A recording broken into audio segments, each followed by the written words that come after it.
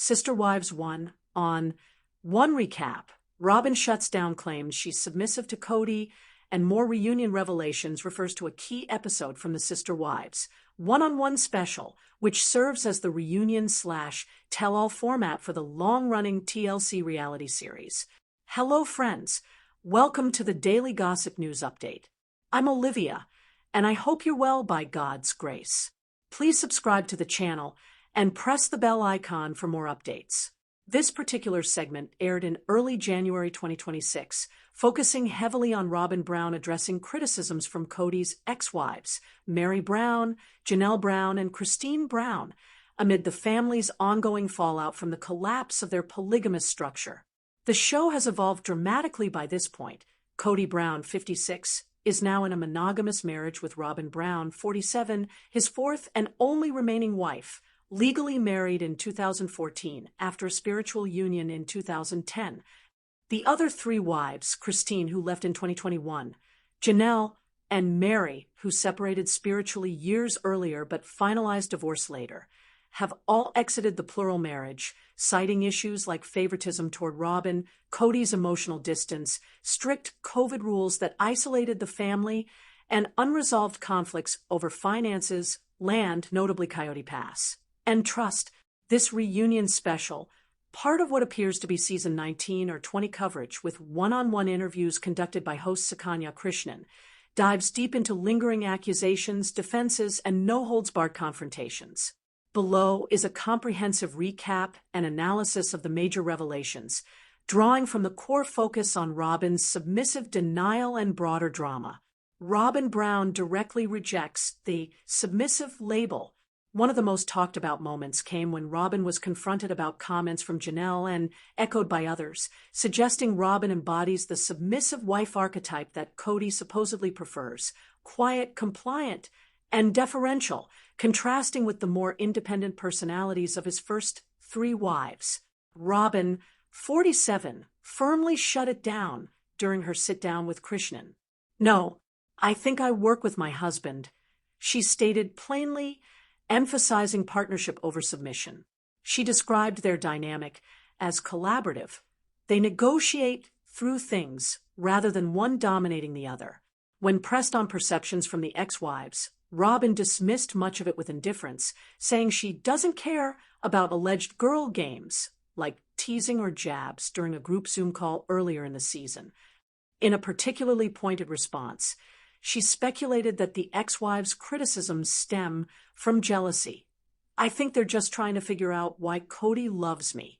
Kody jumped in to defend her vigorously, creating one of the episode's most meme-worthy exchanges. After rewatching Janelle's clip calling Robyn submissive, Kody quipped, "Robyn's not submissive. She has a spine of concrete and steel." He highlighted the contradiction in the accusations. It's funny that Janelle would say that Robyn's submissive, when Janelle also accused Robyn of sort of brainwashing me or controlling me. It's like, what is it, Janelle?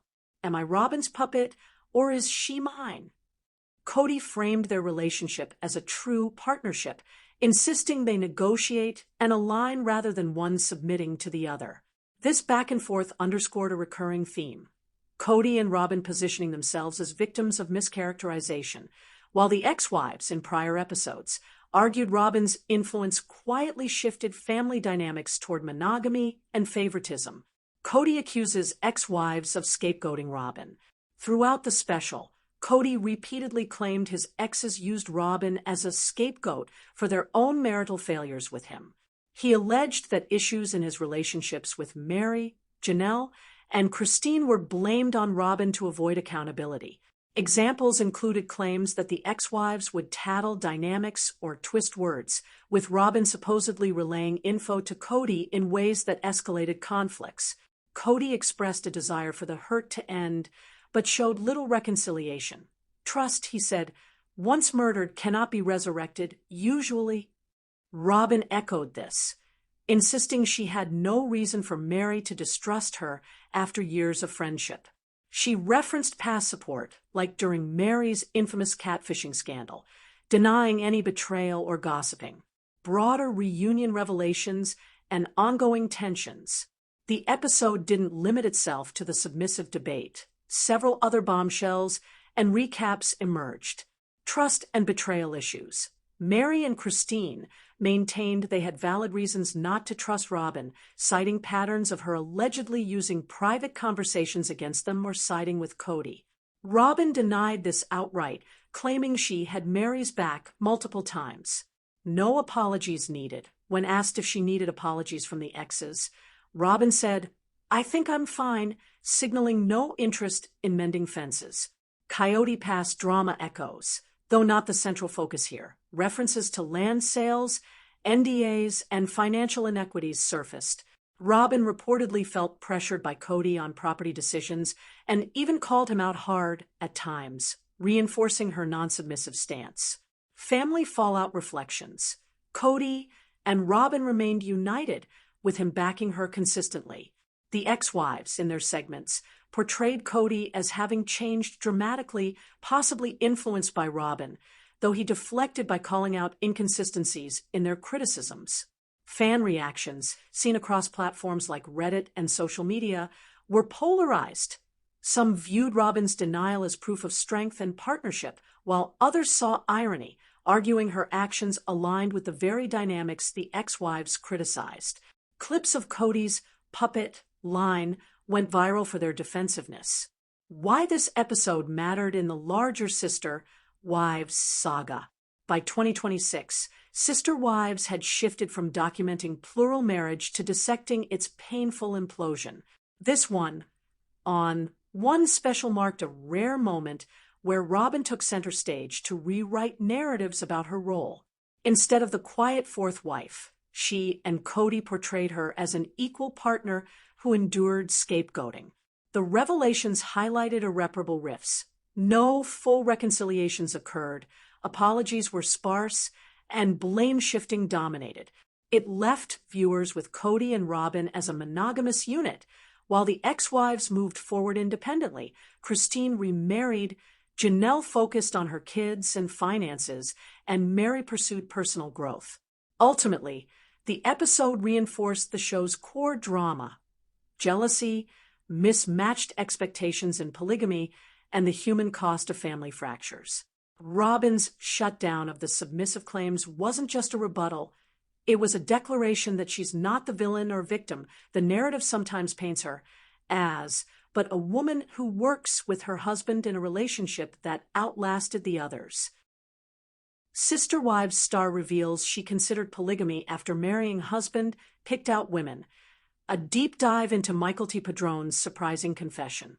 In a bombshell revelation that has sent shockwaves through the Sister Wives fandom, Michael T. Padrone, née Brown, daughter of Christine Brown and Kody Brown, admitted in a recent interview that she seriously considered embracing plural marriage after tying the knot with her husband, Tony Padrone, in 2016. Far from the firm rejection of polygamy expressed by many of her siblings on the long-running TLC series, Michael T. revealed she not only kept the door open to the lifestyle, but even handpicked potential sister wives for Tony during the early years of their monogamous union. This disclosure came during a candid appearance on the Growing Up in Polygamy podcast, aired in early February 2026, where Michael T. and Tony opened up about their relationship, family dynamics, and the lingering influence of the polygamous upbringing that defined much of Michael T.'s childhood. The interview, which quickly went viral across fan forums, Reddit threads, and entertainment outlets like Yahoo, Star Magazine, and the Ashley's Reality Roundup, flips the script on perceptions of the Brown children. For years, viewers watched as Michael T. and her siblings, Maddie, Aspen, Isabel, Paydon, and others publicly distanced themselves from plural marriage, often citing the emotional toll it took on their parents. Yet here was Michael T., now a mother of 3 and living a seemingly conventional life in Texas after relocating from Las Vegas, and then Utah, confessing that polygamy remained on the table post-wedding. "I wasn't strictly opposed to polygamy for several years into the marriage," she explained. She even presented Tony with specific options. "Do you want girl A or B? These are the only choices you get, though. These are the ones I like," as Tony recounted with a mix of amusement and disbelief.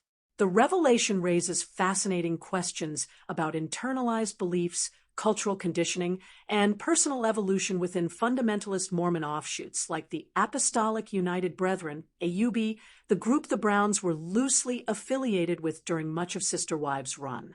It also highlights the generational ripple effects of polygamy. Even those who grew up witnessing its challenges firsthand can find aspects of it appealing, or at least familiar enough to entertain. Michael T's polygamous roots, from childhood dreams to adult reconsideration. Michael T. Padron was born in 1996, the fifth child of Christine and Kody Brown.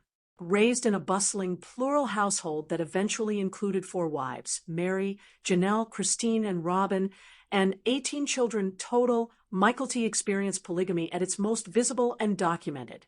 The family moved from Utah to Lehi, then Las Vegas, and later Flagstaff, Arizona, all while cameras captured the highs, large family gatherings, shared childcare, and Lowe's jealousy, financial strain, Kody's favoritism toward Robyn.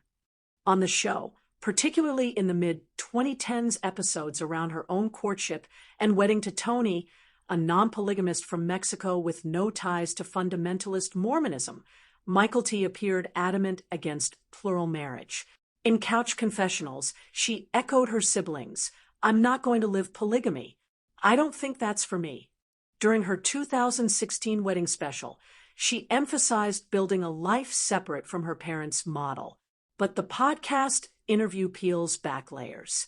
Michael T. explained that before meeting Tony, she had already identified a specific polygamist family she wanted to join as a plural wife.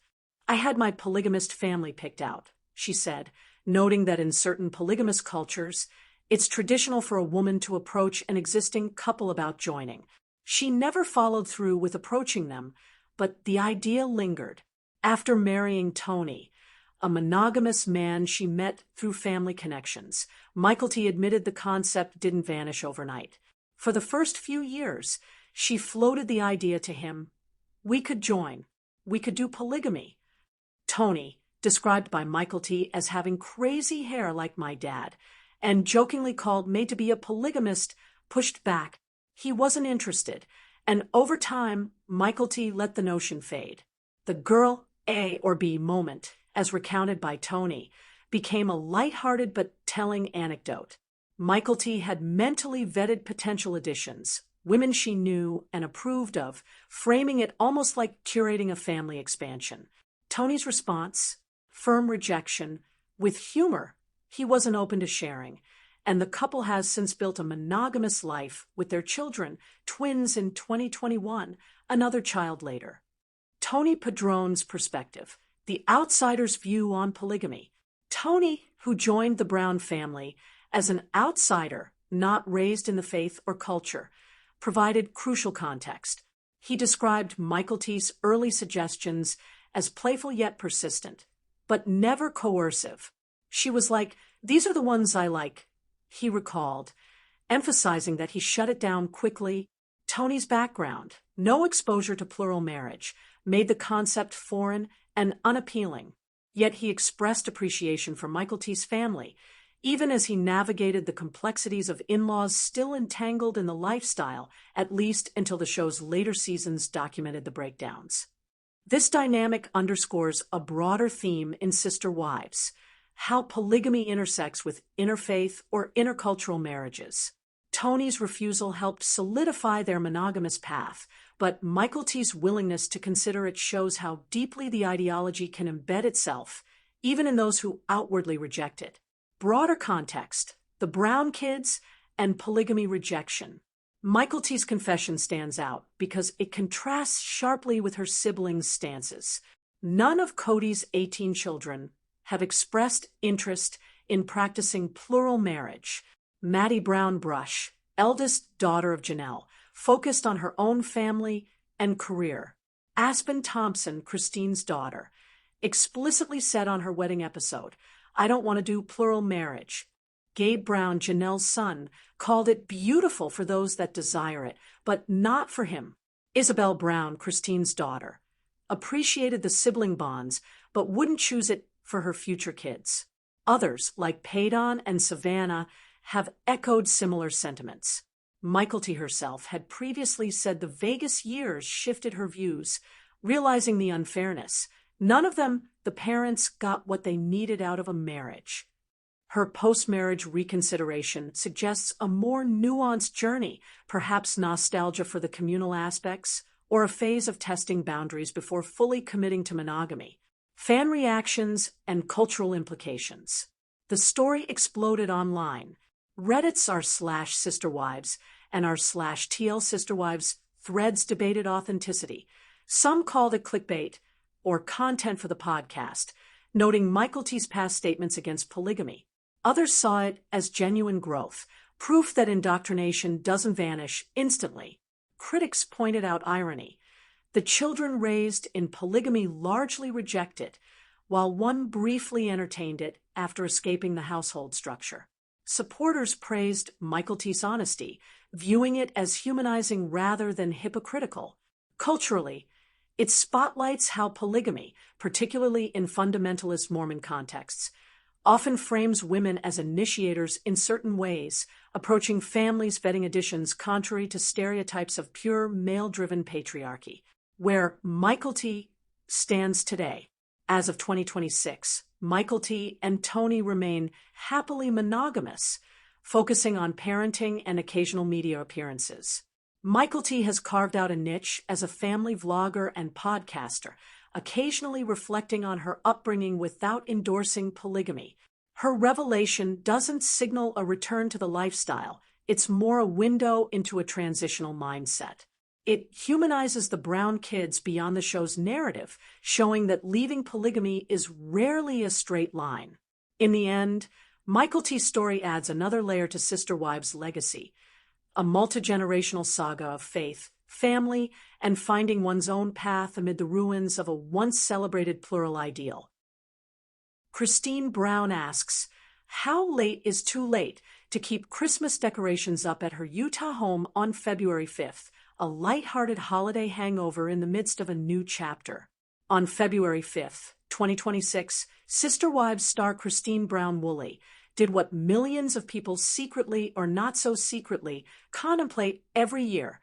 She pondered extending the holiday magic well past its traditional expiration date.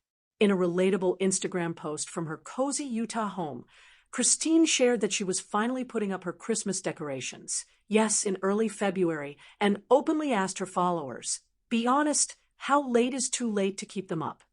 Accompanied by a weary face emoji and a Christmas tree one, the caption read, finally putting up my Christmas decorations, and it honestly feels like a fresh little reset. The post, which garnered thousands of likes and hundreds of comments within hours, captured a universal post-holiday dilemma in a way only Christine could: warm, self-deprecating, and inviting community input.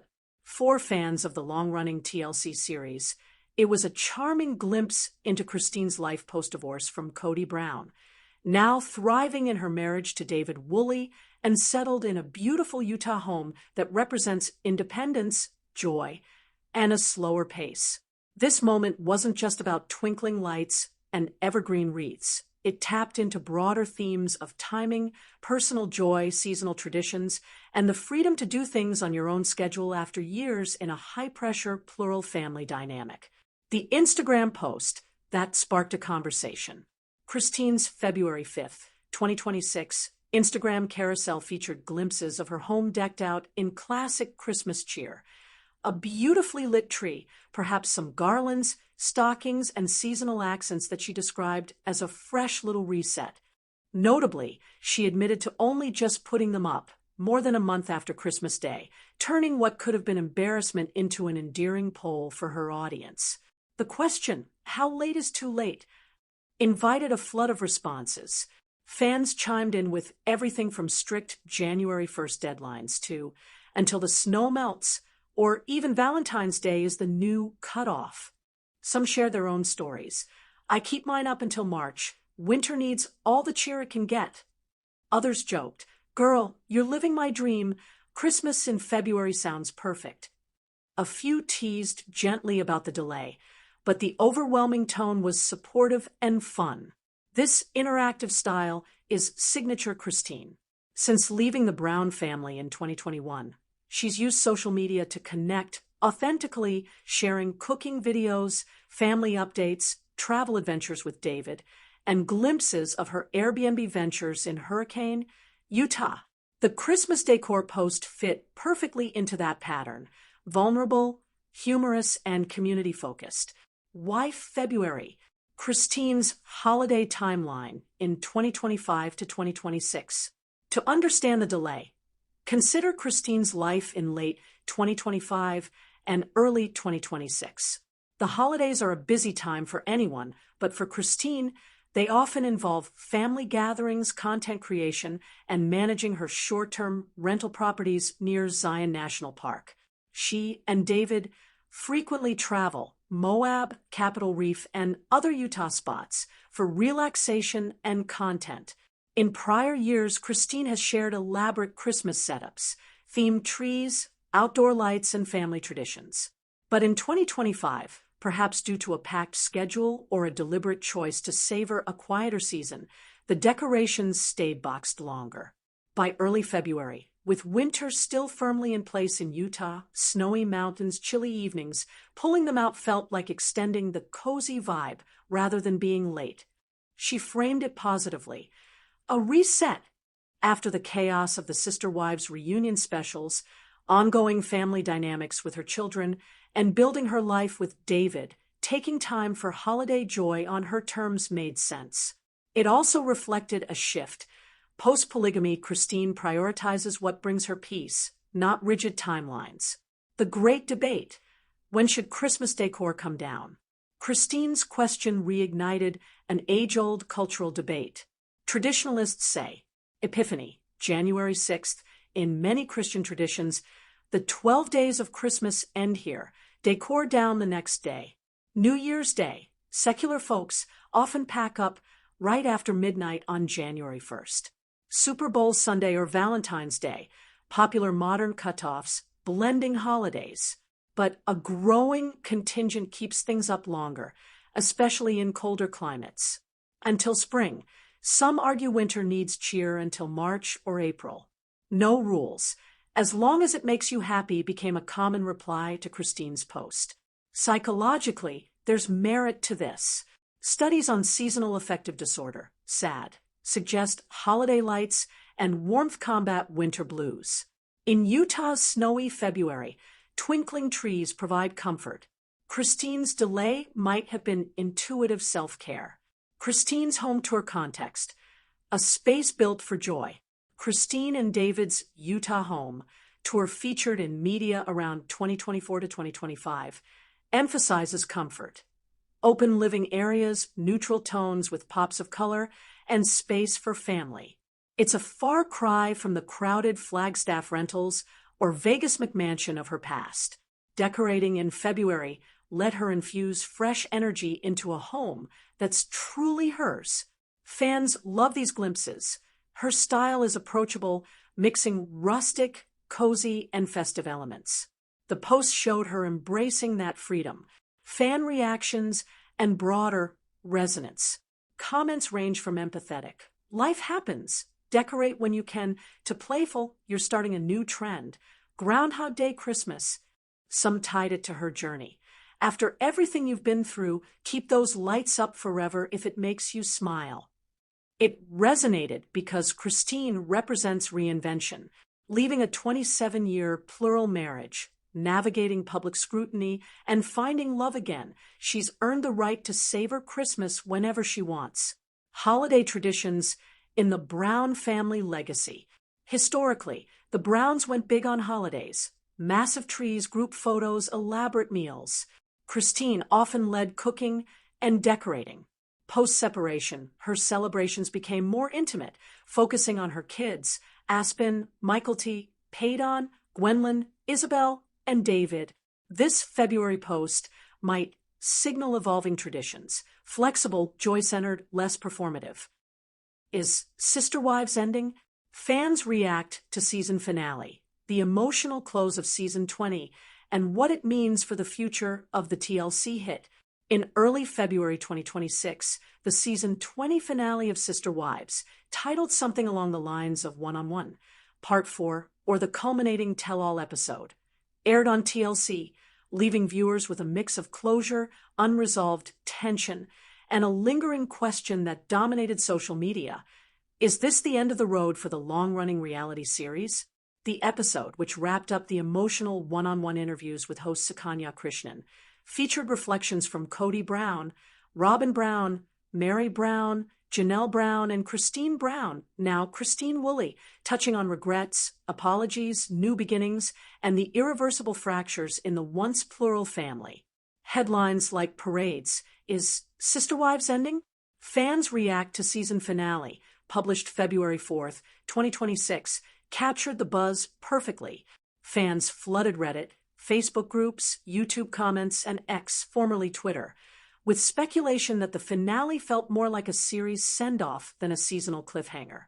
While TLC has not officially canceled or renewed the show for season 21 as of mid-February 2026, the emotional weight of the episode, combined with the family's splintered reality, fueled widespread debate about whether Sister Wives has run its course after nearly 2 decades on air.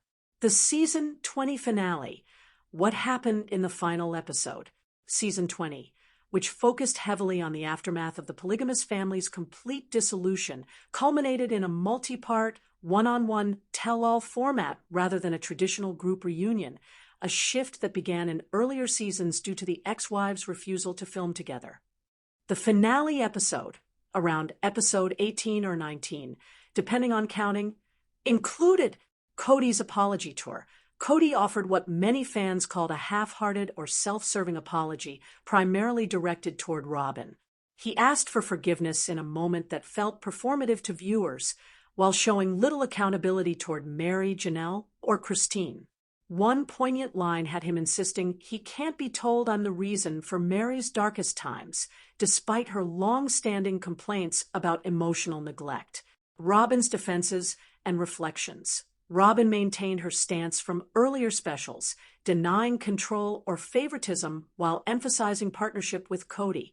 The episode revisited old wounds like trust issues and the infamous catfishing scandal involving Meri. Meri's hopeful tease. Meri got one of the final scenes, showing time spent with a new romantic interest, referred to as Ron, in some recaps, including a trip to Zion National Park. It hinted at her moving forward independently, a stark contrast to her years in the plural marriage. Christine and Janelle's independence. Segments highlighted Christine's happy life with David Woolley and Janelle's focus on her own path post-Kody. No joint family scenes existed, underscoring the show's original premise. No more sister wives. The episode ended without a clear teaser for future drama, leading many to feel it wrapped up the story arcs as neatly or messily as possible. Kody and Robyn remained together in their monogamous marriage. The ex-wives thrived separately, and the Coyote Pass land saga faded into background noise. Why fans think this could be the series finale? The speculation isn't baseless. Several factors contributed to the ending vibe. Structural shift. The show began in 2010, documenting a thriving plural family with 4 wives and 18 children. By season 20, it had become individual confessionals about divorce, loss, including the tragic death of son Garrison Brown in prior seasons, and moving on. As one Reddit user put it in a popular thread, the premise no longer exists because there are no more sister wives. No group dynamics. Unlike early seasons' family gatherings, holidays, or moves, recent ones featured zero interaction among the adults. Fans noted this makes future seasons feel redundant without manufactured conflict. Emotional exhaustion. Many viewers expressed fatigue. Comments like, "Let's be honest, it's officially over," and "everyone is on their own journey now" dominated discussions. Some cited Garrison's passing as a turning point where the show lost its heart, shifting from celebration of polygamy to its painful fallout. Production clues. The extended one-on-one format and lack of promotion for upcoming episodes fueled rumors. YouTube reactors and podcasters broke down the finale as the tell-nothing era, arguing TLC had run out of fresh content. Reddit threads like r/sisterwives, we are all done, and the show as we know it is ending, amassed hundreds of comments agreeing the format had run dry. Facebook groups shared memes and polls asking if viewers would watch a hypothetical season 21 focused solely on Kody and Robyn or the ex-wives' solo lives. Counterpoints. Signs the show might continue. Not everyone is ready to say goodbye. Key counter-evidence includes filming rumors. Michael T. Brown Padron, Christine and Kody's daughter, who frequently appears as a commentator, reportedly shared hints of ongoing filming for potential season 21 content. In interviews around the finale, she discussed family updates that could translate to screen time. TLC's history. The network has renewed Sister Wives multiple times despite similar ending speculation after seasons 18 and 19. Season 19 was unusually long to wrap loose ends, yet season 20 followed. TLC often milks popular franchises. Spin-off potential. Fans speculate about spin-offs, perhaps Christine and David's life, Janelle's independent story, or even Meri's new chapter. Kody and Robyn's monogamous dynamic could anchor a what happens next season. Viewer numbers. While ratings have declined from peak years, the show retains a loyal, if vocal, fan base. Reunion specials and tell-alls perform well in cable reality. Fan reactions. A polarized community. Social media reactions were intense and divided. Pro-ending camp. It's time. The story ended when Christine left. No more polygamy equals no more show. Many expressed relief, citing toxicity and desire for the ex-wives to have privacy. Anti-ending camp. There's still so much. Coyote Pass sale, kid updates, Kody's regrets. Some begged for renewal to see reconciliation or more accountability. Mixed emotions. Sad if it ends, but it feels right. Humor emerged too. Memes of Kody's apology face and captions like, series finale energy. YouTube channels dedicated to recaps, e.g. breakdowns calling it the season 20 Tell Nothing finale, garnered thousands of views, with commenters debating renewal odds. The bigger picture, legacy of Sister Wives. Since premiering in 2010, Sister Wives documented the Browns' attempt at plural marriage done right. It evolved into a raw look at jealousy, favoritism, COVID-era isolation, financial woes, and eventual collapse. The show sparked conversations about polygamy, Mormon fundamentalism, women's autonomy, and family trauma. If season 20 is indeed the end, it closes on a note of bittersweet independence. Christine remarried and joyful, Janelle empowered, Meri hopeful, and Kody/Robyn isolated in their choices. No fairy tale reunion, just real-life consequences. As of February 2026, TLC remains silent on renewal. Fans wait anxiously, but many agree, whether it ends now or limps on, Sister Wives, as originally conceived, is already over.